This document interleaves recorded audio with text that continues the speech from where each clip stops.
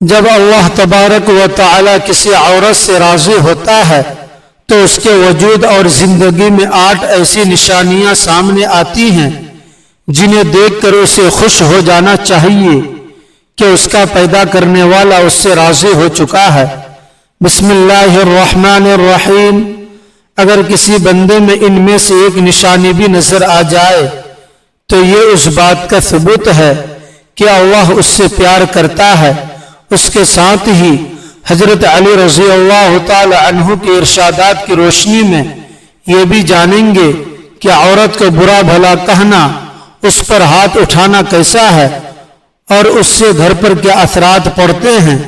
سب سے پہلی علامت یہ ہے کہ اللہ جس شخص کو دین کی سمجھ بوجھ دیتا ہے اور ہدایت کے راستے سے جوڑتا ہے اسے اپنا پیارا بنا لیتا ہے۔ حضرت عبداللہ بن مسعود رضی اللہ عنہ سے روایت ہے کہ نبی کریم صلی اللہ علیہ وسلم نے فرمایا، اللہ تعالیٰ تمہارے درمیان اخلاق بھی اسی طرح بانٹتا ہے جیسے رزق بانٹتا ہے۔ دنیا کا مال و اسباب تو اللہ اپنے پسندیدہ اور ناپسندیدہ دونوں قسم کے لوگوں کو دے دیتا ہے، لیکن دین کی سچی سمجھ صرف اسی کو ملتی ہے جس سے اللہ تبارک و تعالی محبت کرتا ہے۔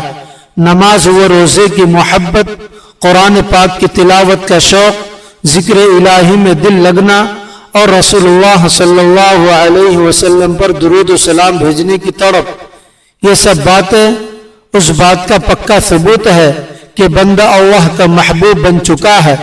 دوسری علامت یہ ہے کہ اللہ جس انسان کو اپنا بناتا ہے اسے تھوڑی سی آزمائش میں ضرور ڈالتا ہے۔ اللہ یہ دیکھنا چاہتا ہے کہ بندہ اس کی رضا پر خوش رہتا ہے یا نہیں۔ جو شخص صبر کرے اللہ اسے دنیا اور آخرت دونوں میں خوش کر دیتا ہے، لیکن جو شخص پریشانی آتے ہی گھبرا جائے اور یہ سوچنے لگے کہ میں تو نفلیں پڑھتا ہوں، تلاوت کرتا ہوں، پھر بھی مجھ پر بیماری یا مصیبت کیوں آ گئی، تو ایسی سوچ بالکل غلط ہے۔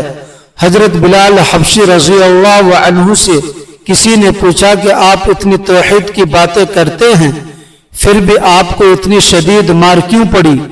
انہوں نے جواب دیا، تم بھی تو بازار سے برتن خریدنے سے پہلے اسے ٹھوک کر بجا کر چیک کرتے ہو کہ مٹی پکی ہے یا نہیں، بس اللہ نے بھی مجھے آزما کر دیکھا تھا۔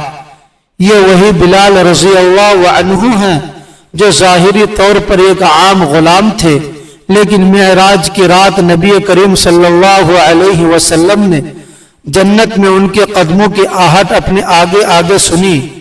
جب آپ صلی اللہ علیہ وسلم نے واپس آ کر ان سے پوچھا کہ تم ایسا کون سا خاص کام کرتے ہو، تو حضرت بلال نے عرض کیا، میں ہمیشہ وضو کے ساتھ رہنے کی کوشش کرتا ہوں اور جب بھی وضو ٹوٹتا ہے نیا وضو کر کے 2 رکعت نفل پڑھ لیتا ہوں، یعنی جسم زمین پر چلتا تھا اور اس کی آواز جنت میں گونجتی تھی۔ معلوم ہوا کہ آزمائش اور تکلیف بھی اللہ کی محبت کی ایک بڑی نشانی ہے۔ تیسری علامت یہ ہے کہ اللہ جب کسی سے پیار کرتا ہے تو اس کے اندر ایک بہترین تبدیلی لاتا ہے۔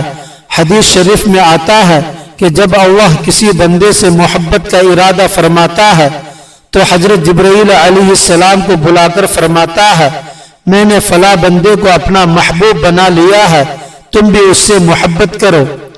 اس کے بعد آسمانوں کے فرشتوں میں یہ بات پھیل جاتی ہے اور تمام نوری مخلوق اس سے پیار کرنے لگتی ہے۔ پھر زمین پر بھی ایک فرشتہ آ کر اعلان کرتا ہے اور دنیا والوں کے دلوں میں بھی اس انسان کی عزت اور محبت ڈال دی جاتی ہے۔ نیکیاں قبول ہونے کی 5 نشانیاں بقول حضرت عبداللہ بن عباس رضی اللہ عنہ، جب انسان کی عبادتیں اور نیکیاں بارگاہ الہی میں قبول ہو جاتی ہیں تو اس کی 5 بڑی علامتیں ظاہر ہوتی ہیں۔ چہرے پر سکون اور رونق، انسان کے چہرے پر ایک عجیب سی خوشی اور اطمینان نظر آتا ہے، وہ ہر وقت شادمان رہتا ہے اور ایسا لگتا ہے جیسے اسے دنیا کا کوئی خوف یا غم ہی نہ ہو۔ دل کا روشن ہونا، انسان کا دل اللہ کے وعدوں پر پکا یقین رکھتا ہے، اس کے پاس مال کم ہو یا زیادہ وہ اندر سے مطمئن رہتا ہے۔ یاد رکھیں، حقیقی امیر وہ نہیں جس کے پاس پیسہ ہو، بلکہ وہ ہے جس کا دل بڑا اور مطمئن ہو۔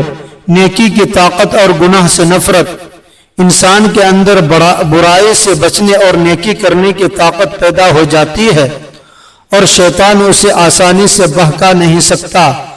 اللہ اس کے رزق میں برکت دے دیتا ہے، وہ جتنا بھی غریبوں اور محتاجوں پر خرچ کرے اس کے مال میں کمی نہیں آتی۔ اللہ پاک اس بندے کی محبت اور احترام لوگوں کے دلوں میں پیدا فرما دیتا ہے۔ عورت کی حقیقی ذمہ داری اور اسلام میں اس کا مقام۔ حضرت علی رضی اللہ عنہ سے کسی شخص نے آ کر عرض کیا، یا علی، میری بیوی گھر کے کام کاج، کپڑوں کی دیکھ بھال اور صفائی ٹھیک سے نہیں کرتی، کیا میرا اس پر غصہ کرنا اور ڈانٹنا صحیح ہے؟ حضرت علی رضی اللہ عنہ نے فرمایا، اے شخص، تم سے کس نے کہا کہ گھر کے تمام کام کاج کرنا عورتوں پر فرض ہے؟ اسلام نے عورت کو جو عزت اور مقام دیا ہے وہ کسی دوسرے مذہب میں نہیں ملتا۔ عورت کی سب سے بڑی اور اصل ذمہ داری یہ ہے کہ وہ اپنی اولاد کی بہترین تربیت اور دیکھ بھال کرے۔ اگر وہ اس تربیت کا معاوضہ بھی شوہر سے مانگے تو مانگ سکتی ہے، لیکن اگر وہ خوشی سے تمہارے گھر کا کام کرتی ہے اور گھر سنبھالتی ہے تو یہ اس کا بڑاپن اور احسان ہے۔ تمہیں اس کا شکریہ ادا کرنا چاہیے اور اس کی عزت کرنی چاہیے۔ آپ رضی اللہ عنہ نے مزید فرمایا کہ جب عورت گھر کا کام کرتی ہے تو اللہ تبارک و تعالی فرشتوں کو حکم دیتا ہے کہ جب تک یہ کام میں مشغول ہے اس کے نامہ اعمال میں عبادت لکھتے رہو۔ جو شخص عورت پر کام کے نام پر ظلم کرتا ہے یا اسے ڈانٹتا رہتا ہے، قیامت کے دن اسے ذلیل کیا جائے گا اور جہنم کا ایک دروازہ ایسے لوگوں کے لیے کھول دیا جائے گا جنہوں نے عورتوں کو غلام اور حقیر سمجھا تھا۔ گھر میں عورت کے رونے کا اثر اور رزق میں تنگی۔ حضرت علی رضی اللہ تعالی عنہ نے ایک بار ایک شخص کو اپنی بیوی پر ظلم کرتے اور اسے ڈانٹتے دیکھا تو فرمایا، اے شخص، اللہ سے ڈرو، تمہارے گھر میں غریبی، پریشانی اور روزی کی تنگی کا سب سے بڑا سبب یہ ہے کہ تمہاری بیوی تمہاری زیادتیوں کی وجہ سے روتی ہے۔ جس گھر میں عورتیں روتی ہیں وہاں رزق کے فرشتے نہیں آتے اور مردوں کے کمائی کے راستے بند ہونے لگتے ہیں۔ آپ رضی اللہ تعالی عنہ کا ارشاد ہے کہ اولاد اللہ نے مرد کی تقدیر میں لکھی ہے، دولت اور برکت اللہ نے عورت کی تقدیر کے ساتھ جوڑ دی ہے۔ اگر تم چاہتے ہو کہ تمہاری روزی میں برکت ہو، عزت اور شہرت میں اضافہ ہو، تو اپنے گھر کی عورتوں کو خوش رکھو اور ان کا پورا خیال رکھو۔ عورت پر ظلم کی سزا اور اس کا انجام۔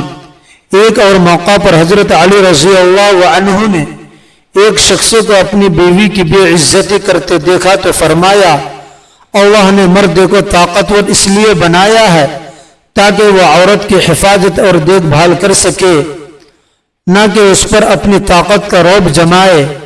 جو مرد اپنی بیوی پر ظلم کرتا ہے اللہ اس پر اپنی لعنت بھیجتا ہے۔ جب اس شخص نے کہا کہ یہ میرے نکاح میں ہے اور میری بات نہیں مانتی تو حضرت علی رضی اللہ عنہ نے تاریخی جملہ فرمایا، نکاح کا یہ مطلب ہرگز نہیں کہ تم نے کوئی غلام خرید لیا ہے۔ نکاح کا مقصد یہ ہے کہ تم نے اپنی نسل کو آگے بڑھانے اور بچوں کی اچھی تربیت کے لیے اس عورت سے شراکت داری اور مدد لی ہے۔ جس سے مدد لی جائے اسے غلام نہیں بنایا جاتا۔ یاد رکھو، عورت پر ظلم کرنے کا اثر تمہاری آنے والی نسل پر پڑے گا اور وہ اولاد تمہارے لیے نافرمان اور باغی بنے گی۔ اللہ تعالی ہم سب کو دین اسلام کی صحیح سمجھ عطا فرمائے، حقوق العباد کو احسن طریقے سے ادا کرنے کی توفیق دے اور ہماری آنے والی نسلوں کو ہمارے لیے باعث رحمت بنائے، آمین۔ خدا حافظ۔